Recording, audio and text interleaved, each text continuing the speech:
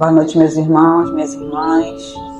Vamos então começar o nosso Evangelho nessa quarta-feira, oferecendo as palavras de Jesus para todos os corações, através do livro Calma, de Chico Xavier, através do Evangelho segundo o Espiritismo, desejando encontrar todos que estão ouvindo esse Evangelho muito bem, e aqueles que não estiverem se sentindo bem, seja por qual motivo for, acompanhem as palavras, os ensinamentos, vão mentalizando a sua melhora, que Deus sabe de todas as coisas.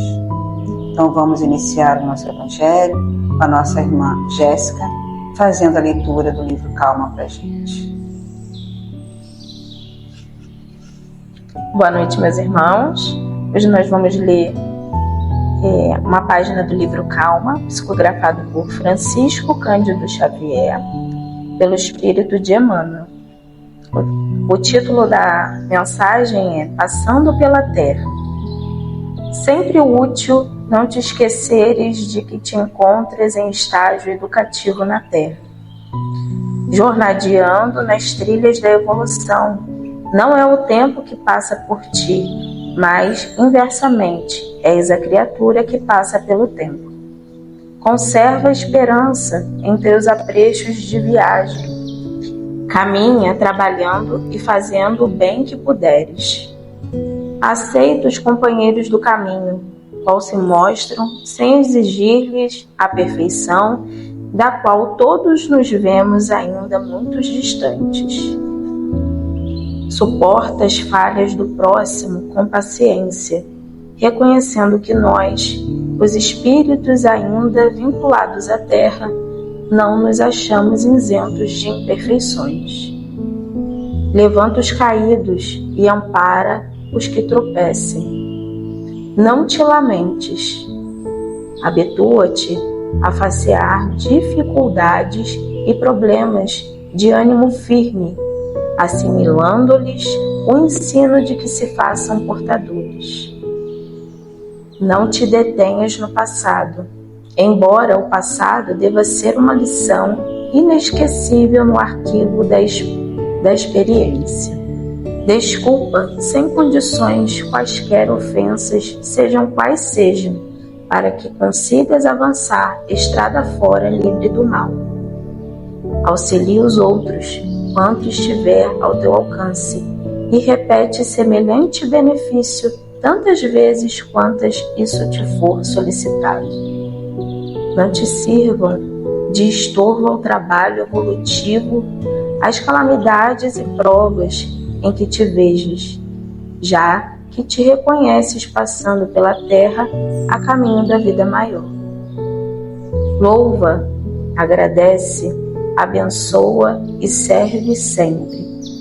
E não nos esqueçamos de que as nossas realizações constituem a nossa própria bagagem, onde estivermos, e nem olvidemos das parcelas de tudo aquilo que doamos ou fazemos na terra.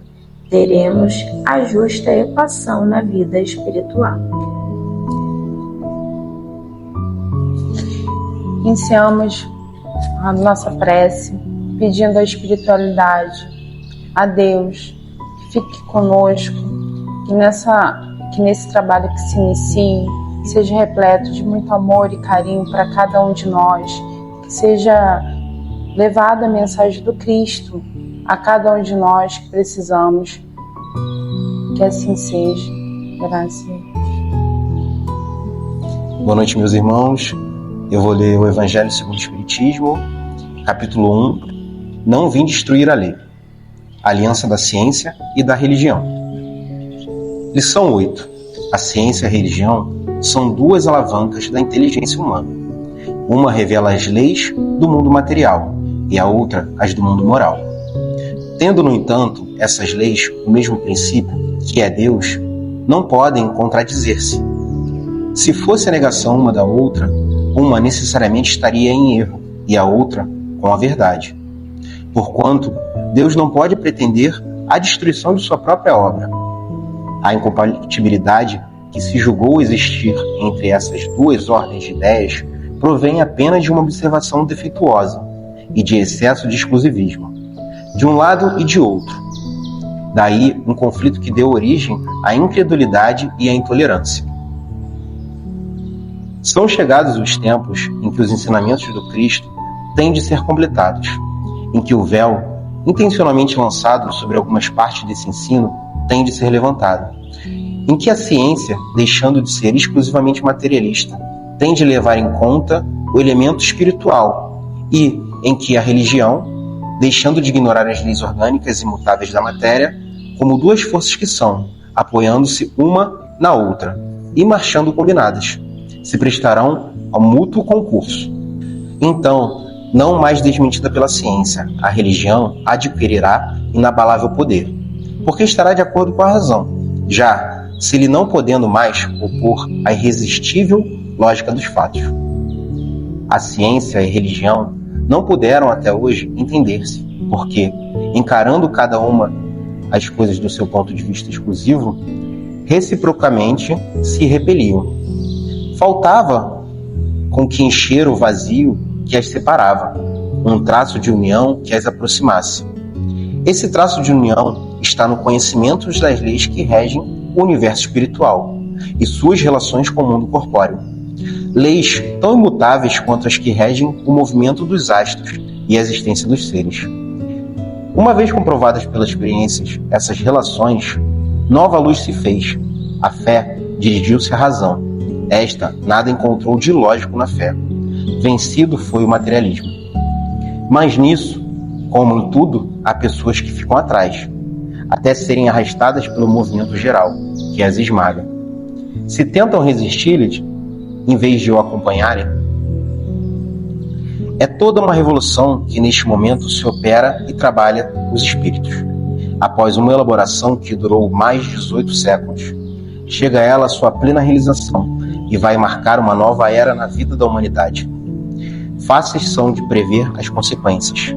Acarretará para as relações sociais inevitáveis modificações, as quais ninguém terá força para se opor, porque elas estão nos desígnios de Deus e derivam da lei do progresso, que é a lei de Deus.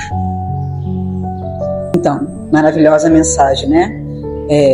Tudo aquilo que está nos desígnios de Deus vai ser cumprido, né? Quer a gente queira ou não. Ainda bem, que continue assim para sempre. Então, essa aliança da ciência e da religião, ela precisa acontecer. E ela só vai acontecer quando uma e outra reconhecerem as suas importâncias. Então, nem a ciência ficar presa só ao materialismo, nem a religião ficar presa à fé cega. Por isso que no Espiritismo disse, né, que aquilo que a ciência provar, o Espiritismo acompanha. Tem acontecido o contrário, né? Tudo aquilo que o Espiritismo disse tem sido provado, inclusive algumas questões de Bezerra de Menezes, de questões cirúrgicas, então isso tem sido provado. Até então a gente está indo muito bem.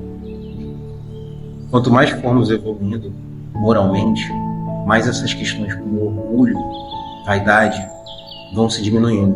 E a ciência, por si só, vai aceitando mais a questão da religião, aceitando mais a questão da fé, porque vai nos baixar o orgulho. Por mais que tenhamos tanto conhecimento, o nosso orgulho, a nossa vaidade, vai fazer que nós batermos de frente com a religião. E se esse orgulho for diminuindo, essa vaidade for diminuindo, iremos aceitar cada vez mais as questões espirituais, as questões de fé, as questões de todo o conhecimento que a religião, a filosofia que o Espiritismo traz, sejam mais aceitas. O mundo está enlouquecendo. A gente acompanha aí questões muito graves, né? Principalmente as questões ligadas ao nosso psiquismo, né? A depressão já aí índices altíssimos, né? Hoje em dia é uma questão quase que natural. As questões do suicídio aí preocupantes em todas as idades, sejam idosos, sejam crianças, e muitas questões que a ciência não consegue explicar. Os medicamentos não conseguem resolver. Quem estuda, né, pesquisa as questões dos medicamentos específicos para as questões neuronais, né, ou de distúrbios de comportamento, ou para diminuir a depressão. ele não é um medicamento 100% que resolve 100% das situações.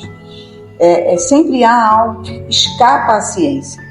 Então, com essa movimentação tão grande de pessoas doentes da sua psique, né, dos seus sentimentos, a ciência vai ser compelida a colocar a religião racionalmente, não aquela fé que, não sei o que foi alguma coisa, mas racionalmente agindo sobre a parte biológica da pessoa, do ser humano. Isso vai ser resolvido, como a gente vê aí alguns hospitais que já aceitam a aplicação de passes, algumas questões que já estão entrando porque a ciência não está conseguindo manter o ser humano equilibrado. Então, é falta dessa parte religiosa, desse raciocínio. E muitos cientistas, né, não aceitam Deus porque veem esse Deus que manda. Ele manda e todo mundo obedece, não importa o porquê, ele faz o que ele quer, né? Não é assim que funciona. A gente age sob uma lei de ação e reação. E isso vai ser compreendido, estudado cada vez mais, já está sendo, né, compreendido e estudado mais pela ciência.